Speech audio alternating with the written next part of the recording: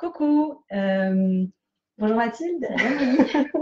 En fait, voilà, j'avais eu envie de lancer un nouveau truc qui s'appellera Bienvenue chez moi. C'est la suite de Bienvenue chez vous et qui n'a pas tout à fait grand-chose à voir, mais j'avais quand même envie de le lancer. Et l'idée, ce serait de pouvoir interviewer différents thérapeutes qui utilisent des outils qui peuvent être complémentaires avec ce que je fais. Et en l'occurrence, j'ai pensé à Mathilde pour ce premier Bienvenue chez moi. Donc, Mathilde, si tu veux te présenter en quelques mots, vous dire. Alors, je m'appelle Mathilde Juin, je suis psychanalyste de formation. Il y a quelques années, j'ai bifurqué dans le domaine des fleurs de bac. Les fleurs de bac, c'est un outil complémentaire à toute forme de thérapie qui permet d'intégrer et de traverser vraiment des couches émotionnelles. Donc, moi, ça m'a beaucoup aidé dans ma pratique de psychanalyste. On est quand même dans la tête, on va dire, et ça m'a vraiment aidé à accompagner les personnes pour que l'information redescende dans le corps. Et ça m'a tellement plu que maintenant, je m'y consacre à plein temps et que j'ai créé un site qui s'appelle Médite en fleurs où je propose des formations sur les fleurs de bac. Voilà. Et d'ailleurs, ceux qui suivent un petit peu mes aventures et qui ont fait des formations avec moi, des choses comme ça, vous avez sûrement entendu parler de Mathilde puisque je la conseille chaque fois que je fais des stages. Donc voilà, c'est elle en vrai. Et je vous invite vraiment à suivre la formation qu'elle propose. Elle a un club aussi qui est super sympa, qui est vivant, où il se passe plein de choses. Donc si ça vous intéresse, n'hésitez pas. De toute façon, il y aura ses coordonnées, le lien vers sa chaîne YouTube Médite en fleurs, c'est ça? C'est surtout sur Facebook, moi, que je suis présente sur Facebook. J'ai une page Médite en fleurs où je poste des conseils, où j'annonce des conférences. Voilà, mes infos. Donc, en dessous de cette vidéo, vous trouverez le lien vers sa page, vous pourrez la retrouver.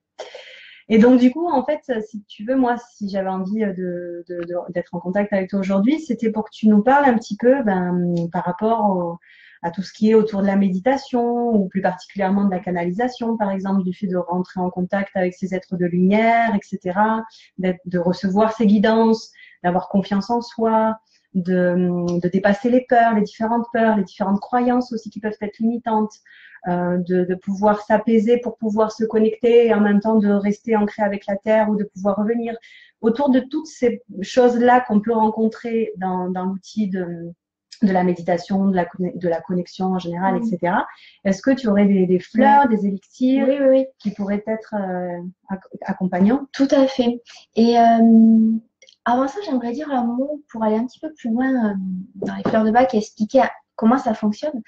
En fait, c'est vraiment une thérapie chamanique qui va convoquer les forces de la nature et tout particulièrement des fleurs, parce que les fleurs, elles sont porteuses d'un message de guérison en fait. Et donc chaque fleur a son message. Et ce message, il est là pour nous connecter à notre moi supérieur. C'est comme ça que le docteur Bach l'appelait, mais on pourrait dire à notre âme, à nos guides. Donc tu vois, il y a vraiment une vraie compatibilité avec le channeling. Et d'autant plus que le docteur Bach, il a découvert ces élixirs en se baladant dans la nature. Et à mon avis, il était complètement en train de canaliser des informations. Donc pour moi, il y a un vrai lien et une vraie belle complémentarité entre ces deux disciplines. Et je pense que vraiment, en plus pour l'avoir expérimenté avec toi, je pense que vraiment les fleurs peuvent aider sur ce chemin de reconnexion à soi et ce chemin d'ouverture du petit Vélux là-haut, de la petite fenêtre là-haut. Donc effectivement, il y aurait plein de fleurs pour accompagner ce voyage-là. Donc dans tout ce que tu m'as dit, pour toi, c'est quand tu accompagnes des gens au channeling, c'est quoi la plus grande difficulté? Je pense que la première chose qui viendrait, ce serait apaiser le mental. Parce qu'il y a la difficulté, en fait, à savoir ce qui vient du mental et ce qui vient de la connexion. C'est une des premières choses. Alors, le premier élixir qui me vient à ce moment-là, c'est White Chestnut, le marronnier blanc.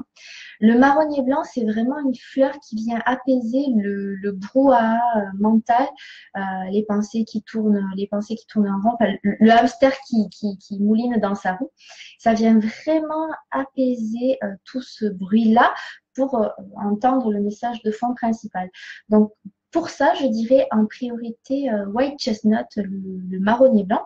Peut-être ça serait bien que j'explique aussi aux personnes qui ne connaissent pas comment on les prend. Oui. En fait, on les trouve sous forme de gouttes. Vous les trouvez en pharmacie, en parapharmacie, en magasin bio, soit avec leur nom anglais, puisque le médecin qui les a découvertes était anglais, donc white chestnut pour le coup. Mais il y a aussi beaucoup de laboratoires qui sont implantés en France. Et le marronnier blanc, c'est une fleur qu'on trouve très facilement dans les parcs. Enfin, elle pousse très couramment chez nous. Donc, vous allez aussi le trouver en français sous le nom de marronnier blanc. Et quand vous avez ces petites fioles, vous prenez 2 gouttes de cette préparation-là, 4 fois par jour si c'est pour un traitement de fond. Si c'est plus ponctuel, par exemple juste avant de canaliser, il vous suffit de le prendre à ce moment-là. Il n'y a peut-être pas besoin de le prendre sur du long terme. Et ça sera la même chose pour les autres fleurs dont on va parler. Ouais. Donc, ok, une fois qu'on a apaisé le mental, qu'est-ce qu'on pourrait avoir encore comme problème? La peur d'attirer des choses qui sont négatives, la peur de cet inconnu, en fait. Je comprends. Alors là, c'est Aspen. Tu D'accord. me poses des questions, j'ai l'impression que tu connais les réponses. Tu as bien révisé tes fleurs, toi. Alors, tu sais, moi, pour celle-là, je conseille. Ah, mais si, c'est Aspen. Aspen, c'est Oui, les parce que trembles. justement, c'est. Voilà, tremble, c'est ça. Voilà. Parce que la différence avec Mimulus, c'est que Mimulus, les peurs sont connues. Voilà. Et que là, c'est du coup, Exactement. comme c'est dans le subtil, c'est inconnu. Tout à fait. Aspen, c'est une fleur de peur. Donc, c'est la fleur du tremble. Vous voyez, le peuplier tremble, c'est cet arbre qui a des petites feuilles un peu argentées qui tremblent littéralement au moindre souffle de vent. Et quand on passe à côté un jour où il y a un petit peu de vent, ça fait vraiment toute une symphonie, un petit, je sais pas comment dire, un petit claquement. Et on reconnaît vraiment le tremble à ça. Et on a besoin de cette fleur-là quand on a peur du monde de l'invisible, en fait. Donc, ce sont des peurs un peu diffuses. On a peur de ces choses-là qu'on ne peut pas voir avec nos yeux, mais qu'on a de fortes chances de connecter effectivement, quand on se met dans cet état-là profond de méditation et d'ouverture au monde de l'invisible. Donc, Aspen, c'est une fleur qui va nous aider à nous sentir en sécurité, à développer notre sécurité intérieure et à sentir qu'on va pouvoir y aller, qu'on va pouvoir y aller en toute confiance. Mmh. Ouais. Après, tout à l'heure, en aparté, tu m'as parlé d'autres élixirs pour permettre la connexion. Oui, alors il y a un super mélange. J'ai pas l'habitude de conseiller des mélanges, mais celui-là, je l'ai expérimenté et vraiment, j'ai senti qu'il y avait quelque chose qui s'ouvrait. Enfin, vraiment, j'ai senti quelque chose d'assez intense. Et à chaque fois que je le prends, ça m'arrive de le prendre avant de dormir, je fais des rêves, des trucs vraiment. Je sens que ça m'amène sur un autre plan. Et je ne suis pas la seule à constater ça. C'est un mélange, alors c'est pas des fleurs de bac, c'est des élixirs floraux, donc c'est la même méthode de préparation. C'est une méthode où on extrait l'âme de la plante avec une technique une technique alchimique qui s'appelle la solarisation, qui met en contact de l'eau, la terre, le feu et l'air. L'air. Voilà. Et donc, c'est sur le même principe d'extraction, sauf que ce n'est pas les fleurs de bac, c'est même pas des fleurs qui poussent chez nous, c'est pas des fleurs européennes, parce que toutes les fleurs de bac poussent en France. Ça, c'est vraiment des fleurs qui nous sont familières. Là, on part sur une autre planète parce que c'est des fleurs qui viennent du bush australien. Donc, c'est vraiment un écosystème complètement différent. Les fleurs, c'est ça, on dirait vraiment qu'elles viennent d'une autre planète, elles ont des allures incroyables.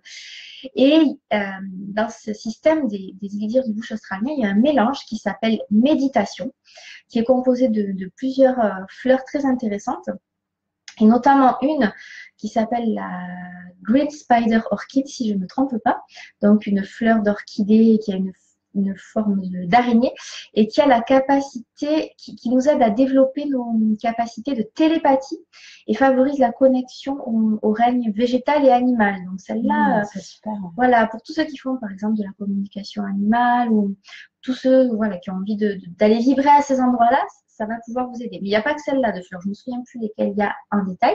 Mais ce que je peux vous dire, c'est que vraiment, c'est quelque chose qui ouvre la connexion avec là-haut. Donc, méditation. Et du coup, ça, essayer. Une fois qu'on a permis cette connexion, souvent la peur, c'est de soit rester perché ou soit d'avoir du mal à se sentir ancré, incarné ici. Est-ce que par rapport à cette idée d'ancrage et de retour à la terre, est-ce que tu aurais des fleurs à conseiller? Tout à fait.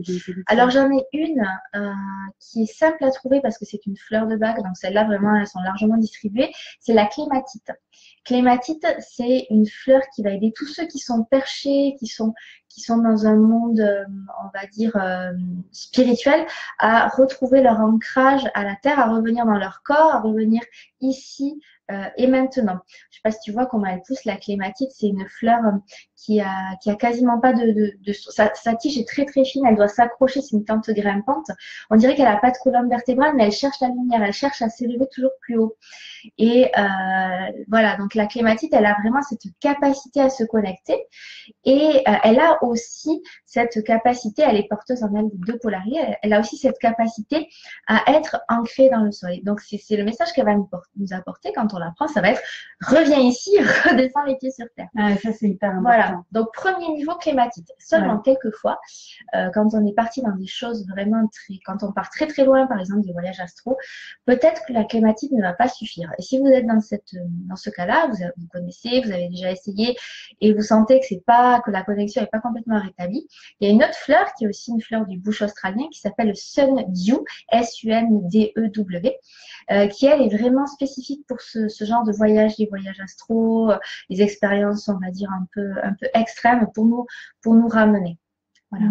Ouais, ça c'est. Vas-y. Oui, et je repense aussi quand on avait fait la formation ensemble, quand on avait beaucoup parlé de Serato, tu te souviens? Oui, ouais. J'aimerais en dire un autre. Faire confiance à sa petite voix intérieure. C'est vrai, pour l'avoir vécu pendant la formation de channeling, c'est est-ce que ce qui me vient est juste?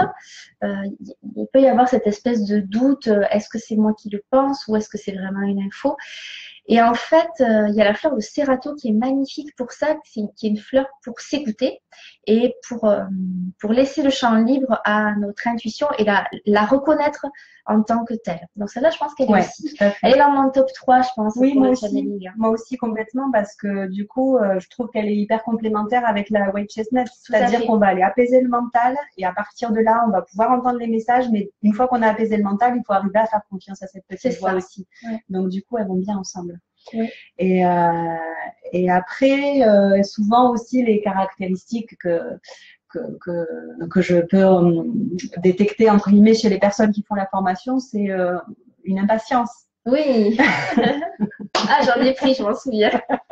Une impatience j'ai envie que ça marche, j'ai envie d'y arriver, et puis qui peut servir aussi, parce que bon, du coup, j'anticipe, mais vas-y, dis-moi. Quelle plante peut-on prendre? Alors, pour la patience, je ne me souviens plus bien.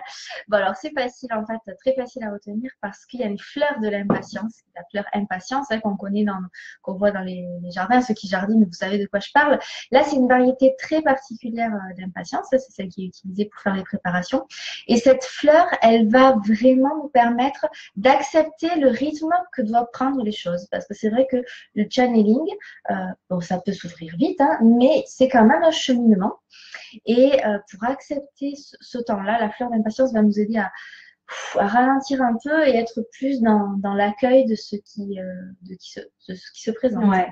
Et pour aller plus loin, je pense que cette plante, elle peut aussi, cette fleur, elle peut aussi être intéressante quand justement on arrive à suffisamment bien connecter pour pouvoir accompagner d'autres.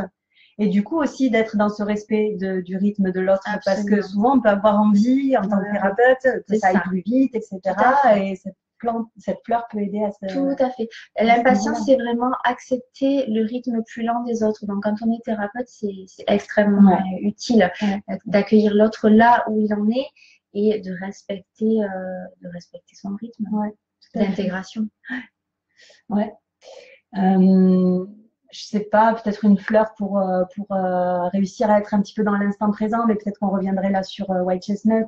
Oui, White Chestnut et Clématis, c'est des fleurs qui sont dans le... Il y a toute une famille, en fait, de fleurs de bac qui s'appelle manque d'intérêt pour le présent, tu vois. Donc, c'est deux fleurs qui sont dans ce groupe-là et qui peuvent vraiment aider.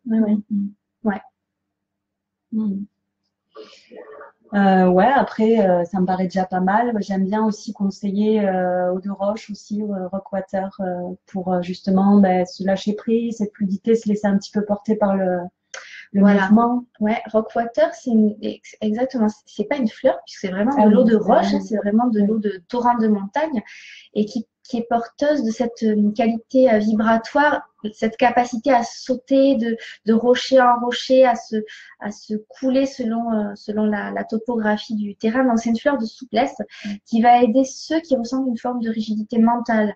Par exemple, ça peut prendre la forme de perfectionnisme, c'est-à-dire je dis rien parce que je suis pas sûre que ce soit exactement ça.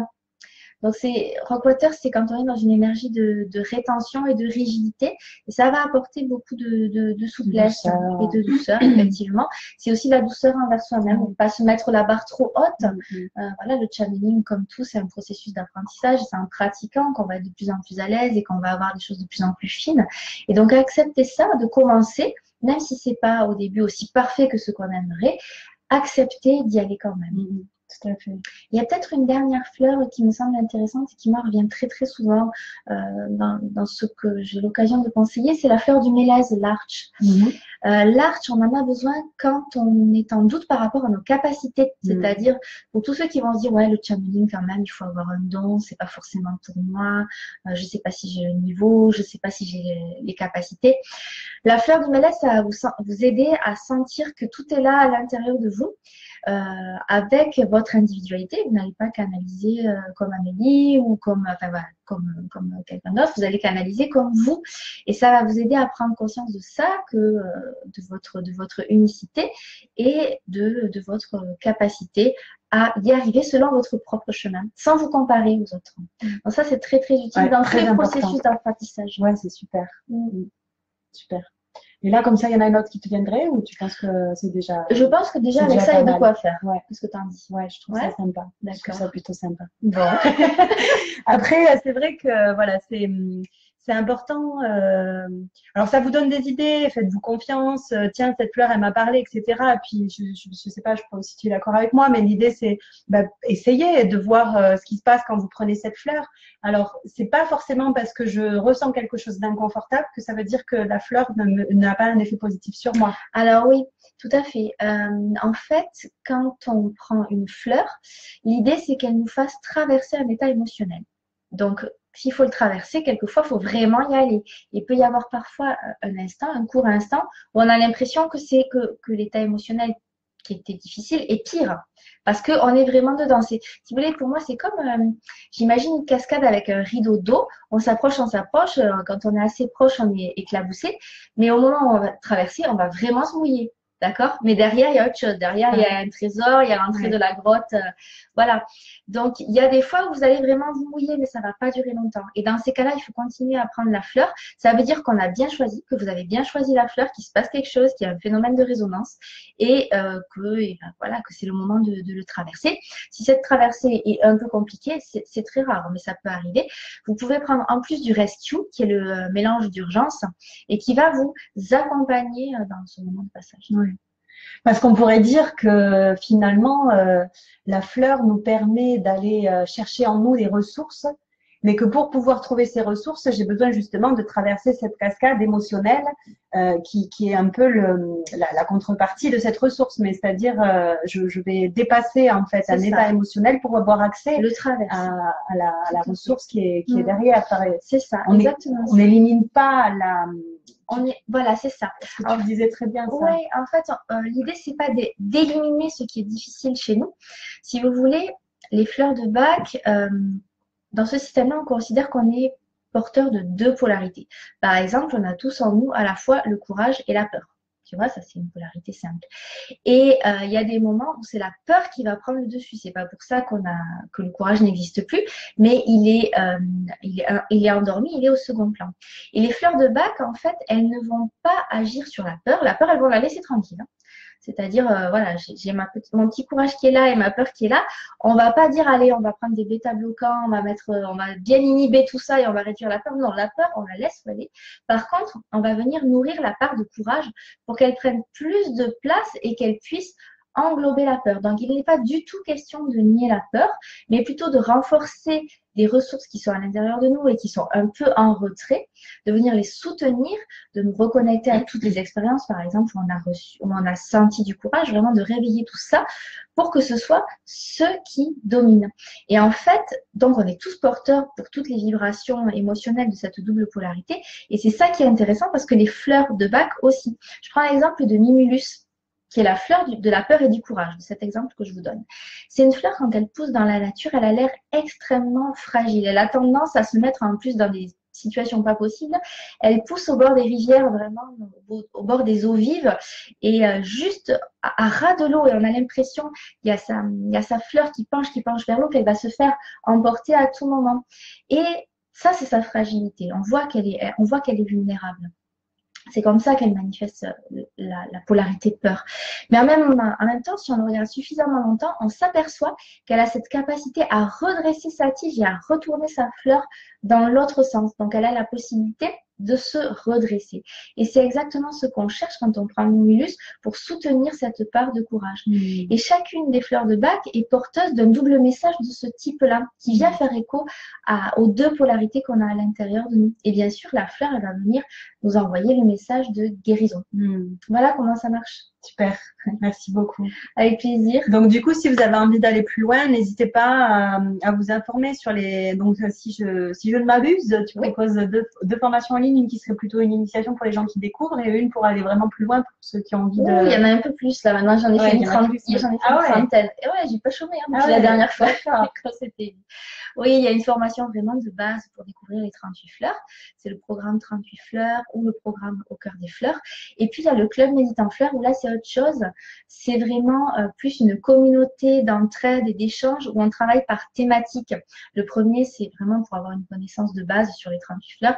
Et le second, c'est vraiment pour être en lien avec une communauté, avoir des réponses aux questions et pouvoir discuter des fleurs et de leurs usages au quotidien. Super. Du coup, tu me donneras le lien, comme ça, je le rajouterai. Avec plaisir. Sur mes petites coms et mes petites pubs pour Mathilde et puis en dessous de cette vidéo comme ça si vous avez envie d'aller plus loin.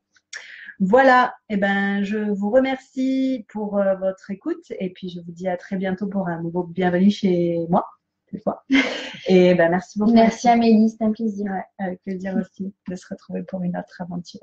Au revoir.